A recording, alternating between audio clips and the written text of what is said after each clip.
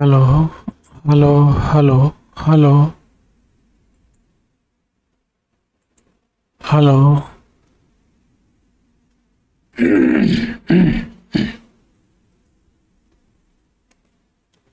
दोस्तों, आज हम लोग जो सीएनसी का प्रोग्राम बनाते हैं और उसमें डिफरेंट डायमेंशंस डालते हैं, तो ये सब 1 माइक्रोन की मशीनें हैं। इनकी एक्यूरेसी 1 माइक्रोन में होती है। माइक्रोन वर्ड आप लोगों ने सुना होगा। 10⁻⁻⁶ मीटर होता है। इट मीन्स कि 10⁻³ मिलीमीटर। अगर इसको और सिंप्लीफाई हम करें तो 1 मिलीमीटर का 1,000वां भाग 1 माइक्रोन कहलाता है। और इसको हम डेसिमल में अगर लिखेंगे तो 0.0001, यानी 0.001 mm =1 माइक्रोन। यानी यहाँ तक की एक्यूरेसी की हमारी ये जो सीएनसी मशीन है, ये जाप को बना देगी। एग्जैक्ट डायमेंशन कभी नहीं मिलती है। अब हम डायमेंशंस के बहुत नज़दीक तक काम कर सकते हैं, लेकिन अगर आप कह दें कि 100 mm ही चाहिए तो उसमें कहीं 100-200 पीस में एक निकल आएगा। लेकिन उसमें फिर हम लिमिट लगा देते हैं। लिमिट से कोई भी डायमेंशन हमने लिखा तो उसमें लिमिट लगा देते हैं और कह देते हैं +-1 माइक्रोन। तो इसकी एक्यूरेसी 1 माइक्रोन है। अगर 1 माइक्रोन से इधर उधर डेविएट हुई एक एक्यूरेसी तो हम उस पीस को रिजेक्ट कर देते हैं। इसके लिए हमें मेजरिंग इंस्ट्रूमेंट चाहिए कि जो मेजर कर सकें, इतनी एक्यूरेट मेजर कर सकें। तो इसके लिए हमारे पास देखिए, मेजरिंग इंस्ट्रूमेंट बनाने वाली कंपनी जो मितोतोय जापान की है, मेरे अकॉर्डिंग तो वो सबसे अच्छी है। वर्ल्ड में सबसे अच्छे जो इंस्ट्रूमेंट, मेजरिंग इंस्ट्रूमेंट हैं, वो जापान ही बनाता है। और हमारे यहाँ पर जो जापान के अभी रखे हुए हैं 35-35 साल से, अभी कभी गड़बड़ नहीं हुए हैं। ठीक, बिल्कुल ठीक चल रहे हैं। चाहे वो वर्नियर कैलिपर हो, चाहे वो माइक्रोमीटर हो, वर्नियर हाइट गेज हो, या और भी किसी तरीके के इंस्ट्रूमेंट्स हैं जो मेतोतोय के हैं, जो मेजरिंग इंस्ट्रूमेंट हैं, मैं उनकी बात कर रहा हूँ। सब इंस्ट्रूमेंट्स की बात नहीं कर रहा हूँ। जापान के जो इंस्ट्रूमेंट मेतोतोय कंपनी बनाती है, उनका क्वालिटी कंट्रोल और उनकी एक्यूरेसी बहुत अच्छी रहती है। तो आज हम लोग जो है वर्नियर कैलिपर के बारे में डिस्कशन करेंगे कि हम वर्नियर कैलिपर जो हमारा होता है वो भी हमारा मेजरमेंट करता है। जो हमारे पास वर्नियर कैलिपर है उसकी एक्यूरेसी है या उसकी लीस्ट काउंट जिसको कहते हो 0.02 है। 0.02 कहाँ से आई? जैसे ये हमारे पास वर्नियर कैलिपर है, इसमें देखिए डिफरेंट पार्ट्स के नाम लिखे हुए हैं। इन पार्ट्स को आपको मालूम होना चाहिए कि कौन से हमारे देखिए आउटसाइड जॉज हैं, ये हमारे देखिए इनसाइड जॉज लिखे हैं, फिक्स हैं, ये स्टेप हैं हमारे पास। ये लॉकिंग स्क्रू है, स्क्रू ग्रिप है, ये हमारी जो है बीम कहलाती है। बीम पर हमारे ग्रेजुएशंस होते हैं में। और हमारे पास ये स्टेप स्लाइडर है, जो ये पोर्शन है, इससे हम डेप्थ भी मेजर कर सकते हैं, इससे हम डायमीटर मेजर कर सकते हैं, और इससे हम किसी ऑब्जेक्ट की डेप्थ को मेजर कर सकते हैं। अब मेन पॉइंट आता है कि हम इसकी रीडिंग कैसे लेंगे और इसकी लीस्ट काउंट कैसे निकालेंगे। तो लीस्ट काउंट निकालने के लिए बहुत सीधा सा तरीका है कि जैसे हमारे पास जो स्केल है जापान की है, उसमें जो है 0.5 मिलीमीटर तक 1 मिलीमीटर का आधा डिवीजन कर दिया, यानी 0.5 मिलीमीटर। तो 0.5 मिलीमीटर को हम क्या कहेंगे? 500 माइक्रोन। यानी मेरे पास जो स्केल है उसकी एक्यूरेसी है या उसकी लीस्ट काउंट है 500 माइक्रोन। तो 500 माइक्रोन तो बहुत ज़्यादा है, इससे हम कम पर मेजर करेंगे। इसके लिए फिर उन्होंने पियरे वर्नियर एक थे, उन्होंने वर्नियर कैलिपर्स की खोज की। इससे हम 0.02 तक मेजरमेंट कर सकते हैं। अब 0.02 कैसे, हम इसकी लीस्ट काउंट कैसे निकालेंगे? लीस्ट काउंट का सीधा सा फार्मूला है मेन स्केल के एक डिवीजन की वैल्यू डिवाइडेड बाय एक डिवीजन की वैल्यू माइनस वर्नियर स्केल के एक डिवीजन की वैल्यू। देखिए इसमें इसमें जो इन्होंने किया है तो 50 mm को, यानी 50 mm को 49 डिवीजन में डिवाइड किया है, 1 मिलीमीटर को छोड़ दिया है। तो 1 मिलीमीटर को छोड़ देने के बाद यानी हमारा जो वर्नियर मेन स्केल में 59 mm और वर्नियर स्केल के 50 डिवीजन है। तो इसमें वर्नियर स्केल के एक डिवीजन की वैल्यू क्या होगी? वर्नियर स्केल के एक डिवीजन की वैल्यू क्या होगी? 49/50 यानी 0.98। तो इसकी लीस्ट काउंट कितनी हुई? 1 माइनस 0.98। इसको सब्ट्रैक्ट करेंगे तो 0.02 आएगा। दूसरा मेथड क्या है कि वर्नियर स्केल के एक डिवीजन, मेन स्केल के एक डिवीजन की value divided by number of divisions in vernier scale. तो एक डिवीजन की value 1 millimetre divided by number of divisions in vernier scale यानी 50। तो 1/50 कर दें तो भी वही आता है 0.02। तो दोनों ही मेथड से हम निकाल लेते हैं। और ये निकालने का ये हर एक इंस्ट्रूमेंट की लिस्ट काउंट अलग अलग होती है। इसमें कुछ 10 के हैं, कुछ 50 के हैं, कुछ 0.02 के हैं। इस तरह के हमारे पास कई तरह के वर्नियर यूज होते हैं, डिफरेंट टाइप के, जहाँ जिस तरह के वर्नियर की या जिस तरह की एक्यूरेसी की ज़रूरत होती है वहाँ पर हम उस तरह के वर्नियर को यूज़ करते हैं। तो वर्नियर में हमारी ज़्यादा लिस्ट काउंट ज़्यादा एक्यूरेट नहीं आता है, 0.02 तक हम ही करते हैं।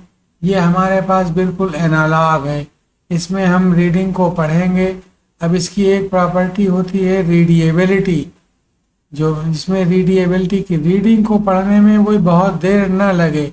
आप ये नहीं कि कैलकुलेशन करते रहे कि मेन स्केल के एक डिवीजन की वैल्यू या मेन स्केल में इतने डिवीजन फिर वर्नियर स्केल के इतने डिवीजन ढक रहे हैं, उस तरह से लोग पढ़ते हैं। जैसे इसमें आप देखिए कि यहाँ पर ये डिवीजन इन्होंने ले लिया और फिर इसको एक डिवीजन यहाँ इस डिवीजन को छोड़ करके फिर इसको इक्वल में डिवाइड कर दिया। जब इक्वल में इसको हम डिवाइड करेंगे तो सक्सेसिवली धीरे धीरे धीरे धीरे देखिए ये डिस्टेंस बढ़ती जा रही और ये यहाँ पर बीच में आ गई। फिर धीरे इधर से डिस्टेंस बढ़ रही है, यहाँ से बढ़ रही, यहाँ से बढ़ रही, ये यहाँ और कम हो गई। तो ये लॉजिक है इसके पीछे, जो भी डायमेंशन मेजर कर रहे हैं तो ये इसका लॉजिक है, इसी लॉजिक पे काम करता है ये। तो इस तरह से हम लीस्ट काउंट निकालने का फार्मूला यही है कि मेन स्केल के एक डिवीजन की वैल्यू, अगर एक डिवीजन का डिफरेंस है तो उस समय इसकी एक डिवीजन की वैल्यू मेन स्केल की divided by number of divisions in vernier scale, या एक डिवीजन की वैल्यू 1 mm और वर्नियर स्केल के एक डिवीजन की वैल्यू 0.9 mm। इनको दोनों को सब्ट्रैक्ट कर देंगे तो 0.02 mm आ जाएगा। ये हमारे पास दूसरा, ये वर्नियर कैलिपर इस तरह का है, एनालॉग है। और ये फिर हमारे पास बिल्कुल उसी तरह का डिजिटल आ जाता है। तो इसमें जो रीडिंग लेते हैं हमें तुरंत डिजिट फॉर्म में आ जाती है, तो और जल्दी मेजरमेंट हो जाता है। इसमें थोड़ा देर लगेगी मेजरमेंट करने में, आपको कैलकुलेशन करना पड़ेगा, आँख से देखना पड़ेगा। आँख की रिजॉल्विंग पावर जितनी अच्छी होगी जितनी अच्छी आप रीडिंग लेंगे। लेकिन इसमें तो सीधे सीधे आपको डिजिट बता देगा कि भाई इतना है इसका डायमेंशंस। तो इस तरह से हम इनकी रीडिंग्स लेते हैं वर्नियर कैलिपर। अब इसमें रीडिंग लेने के देखिए यहाँ पर अगर हम रीडिंग ले रहे हैं तो इसका जांच, यहाँ का नीचे का जांच दूसरी तरीके का बना दिया। डिफरेंट टाइप के जॉज में यूज करके डिफरेंट टाइप का हम मेजरमेंट वर्नियर कैलिपर से कर लेते हैं। यहाँ पर ये देखिए इस तरह के वर्नियर कैलिपर है। दूसरी स्लाइड में मैं आपको दिखाता हूँ कि हमारे पास देखिए ये डायल गेज वाले भी आ गए, ये भी एनालॉग हैं।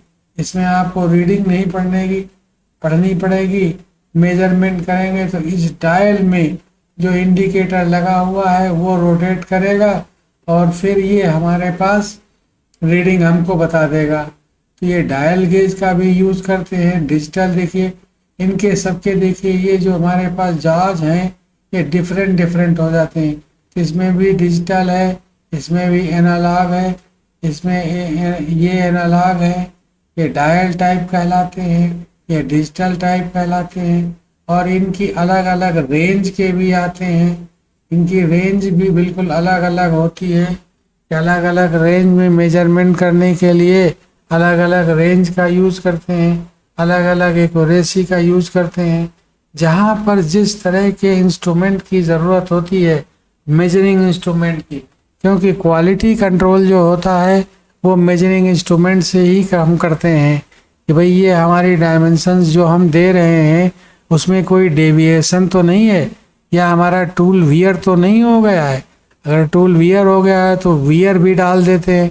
सीमेंस में हम डाल देते हैं कि अगर हमारा 2 माइक्रोन तक या 1 माइक्रोन तक की एक्यूरेसी लेना है, 1 माइक्रोन इसकी टिप अगर वियर कर गई तो हमारी मशीन बता देगी कि ये जो है हमारा जो इसमें इंसर्ट लगी है इसको चेंज करो या इसका दूसरी इंसर्ट लगाइए। तो हमारे पास सीमेंस में जो CNC मशीनें होती हैं, चाहे वो सीमेंस की हो चाहे वो फानुक की हो, ये व्यवस्था सब में रहती है। इस तरह से हम वर्नियर से मेजरमेंट देखिए यहाँ पर इस फेस का यहाँ पर हम इस तरह से लेते हैं। और ये IP अभी देखिए यहाँ पर 66 लिखा हुआ है। इसका मतलब अभी हम अगले वाले वीडियो में अभी हम बताते हैं, अगली स्लाइड में IP66 का क्या मतलब होता है। उसमें अभी और तरीके के भी देख लीजिए वर्नियर कैलिपर्स। ये देखिए यहाँ पर मेजरमेंट कर रहे हैं, डिजिटल है, ये एनालॉग हैं, तमाम तरह के इनके देखिए आउटसाइड भी हैं मेजरमेंट करने के लिए, इनसाइड डाया मेजर करने के लिए। ये मेनली डाया मेजर करने के लिए, होल की डेप्थ मेजर करने के लिए इनका यूज़ किया जाता है। तो डिफरेंट टाइप के यूजेस भी इसमें दिखाए गए हैं और डिफरेंट टाइप की इसमें रेंज भी दी गई है। ये मेथोतो की है। आप इस फिगर पर ध्यान दीजिए तो यहाँ पर काम करते हुए इस वर्नियर कैलिपर पर कूलेंट पड़ रहा है, यानी कूलेंट पड़ रहा है, इसका मतलब इसमें वाटर पड़ रहा है, पानी पड़ रहा है। जो ये सफ़ेद बिंदी हैं ये IP66 इसको हम बनाते हैं ताकि इसमें किसी भी तरह के किसी पानी में मेजर करने में या ये गीला हो जाए, डस्ट हो जाए तो इसमें कोई फर्क ना आए। देखिए what can IP66 with stand. IP66 क्या होती है, इसमें इसकी डिफिनीशन दी गई हुई है। Production from the sprays and the is placing of water in all directions, and that's how IP ratings are formed to the receipts. IP67 means that the unit can be dropped into a body of water up to a metre deep for the half an hour, यानी आधे घंटे के लिए भी अगर हम इसको पानी के अंदर डाल दें तब भी इसमें कोई फर्क नहीं पड़ेगा। इसका IP68 भी होता है। IP68 में जो होता है वो देखिए उसकी रेंज यहाँ पर 1.5 मीटर की दी हुई है। तो जितना हम IP बढ़ाते जाते हैं तो उतना ही इसकी वाटर और डर्ट से रेजिस्टेंस पावर बढ़ती जाती है। तो हमारे पास ये जो इंस्ट्रूमेंट है IP66 के हैं। IP66 ज़्यादातर यूज होता है जो भी इंस्ट्रूमेंट्स पानी में, डस्ट में, डर्ट में या एडवर्स कंडीशंस में यूज करते हैं उनमें आईपी ये लगा देते हैं। इस तरह का हम इनको सील कर देते हैं ताकि इनमें किसी भी तरह का पानी या उसमें और भी किसी तरह का कोई भी नुकसान ना हो, मेजरमेंट में किसी तरह की कोई कठिनाई ना आए। इसलिए इसमें IP66, क्योंकि मशीन चलेगी, मशीन में कूलेंट यूज होता है, कूलेंट यूज होता है तो कूलेंट पानी के साथ भी यूज होता है और भी तमाम तरह के कूलेंट यूज करते हैं। लेकिन ज़्यादातर हम लोग सॉल्युबल ऑयल, मिनरल ऑयल को यूज करते हैं वाटर के रूप में, ताकि इसमें जो हीट जनरेट होती है टर्निंग या बोरिंग या किसी भी ऑपरेशन के समय मशीन में, उसको वो ट्रांसफ़र करती रहे, हीट ज़्यादा जनरेट ना होने पाए टूल लाइफ बढ़ाने के लिए। तो एक तरफ तो हम टूल लाइफ बढ़ा रहे हैं, तो टूल लाइफ बढ़ाने के लिए भाई पानी यूज़ कर रहे हैं और उसमें हम मिनरल वाटर ये जो कूलेंट एयर डाल रहे हैं, तो उसके लिए इंस्ट्रूमेंट भी तो चाहिए इस तरह का कि इंस्ट्रूमेंट ख़राब ना हो। नहीं तो हर बार पता लगा कि आप पानी पोंछ रहे हैं और फिर इंस्ट्रूमेंट को नाप रहे हैं। मशीन से निकाल करके नापेंगे तो मशीन से निकाल देंगे, एक बार सेटिंग चेंज हो जाएगी। इस तरह के हम इंस्ट्रूमेंट इसलिए यूज करते हैं कि हम अगर कूलेंट चलता भी रहे तब भी हम उसका मेजरमेंट कर लें। मशीन में कूलेंट चलता रहे, कूलेंट ऑन रहे, तब भी हम उसका मेजरमेंट कर सकें। इसलिए इसमें IP66 का देना जरूरी है। IP66 या IP68, तो जो भी वाटर में जो भी बाहर की चीज़ें बाहर में यूज होती हैं, एटमॉस्फेयर में यूज होती हैं, उन सभी में IP66 यूज़ किया जाता है। ये एक स्टैंडर्ड है IP66। तो IP66 के बारे में यहाँ पर लिखा हुआ है, ये विधिवत आप लोग जान लीजिए। IP66, IP68 ये कैमरों में भी यूज होता है, जो आउटसाइड कैमरे लगते हैं, CCTV कैमरे लगते हैं, इनमें भी लगता है। और भी तमाम इंस्ट्रूमेंट्स होते हैं जो कि किसी भी तरह के पानी में ख़राब ना हो, उन सब में IP66 की रेटिंग दी जाती है। कार में नहीं दी जाती है कि आप कहें कार भी चल रही है वो भी IP66 दिया गया है, और इसमें नहीं। हम इंस्ट्रूमेंट की बात कर रहे हैं। इंस्ट्रूमेंट में जो है IP66, IP68 ये सब दिए जाते हैं। IP68 जो है वो और थोड़ा बड़ा होता है, उससे उसका नंबर थोड़ा और बड़ा होता है, वो और डीप में। डीप ये मीटर इसलिए दिया है कि जितना हम पानी की डेप्थ के अंदर जाएंगे प्रेशर उतना ज़्यादा बढ़ेगा। पानी या सॉल्युबल जो भी है, जो भी कूलेंट है, उसका उसमें अंदर जाने का और प्रेशर बढ़ जाएगा, तो जाने की जो सिचुएशन है और ज़्यादा डेवलप हो जाएगी। तो इसलिए हम IP66 या IP68 जहाँ जैसी ज़रूरत होती है उस तरह का हम इंस्ट्रूमेंट लेते हैं। लेकिन जैसे जैसे ये हम बढ़ाते जाएंगे IP67 या IP68, तो उसकी इंस्ट्रूमेंट की कास्ट भी बढ़ जाती है। तो हमें ऐसा भी नहीं करना है कि हमें बहुत कास्टली इंस्ट्रूमेंट यूज़ करें जहाँ पर ज़रूरत नहीं है। अगर हमें पानी में या मशीन में या नहीं काम करना है, हमें बाहर ही काम करना है, तो वहाँ पर हमें IP की ज़रूरत नहीं है। देखिए इसमें IP नहीं दिया हुआ है क्योंकि ये एनालॉग है। इसमें हम बाहर ही काम करेंगे या भीतर भी काम करेंगे, तो इसमें ऐसी कोई इलेक्ट्रॉनिक्स चीज़ नहीं लगी हुई है जो कि ख़राब हो जाए। लेकिन इसमें इलेक्ट्रॉनिक में है, डिजिटल है या डायल होता, तो उसमें हमें जो है ज़्यादा चांसेस थे ख़राब होने के। तो इन इंस्ट्रूमेंट्स में हम IP देते हैं।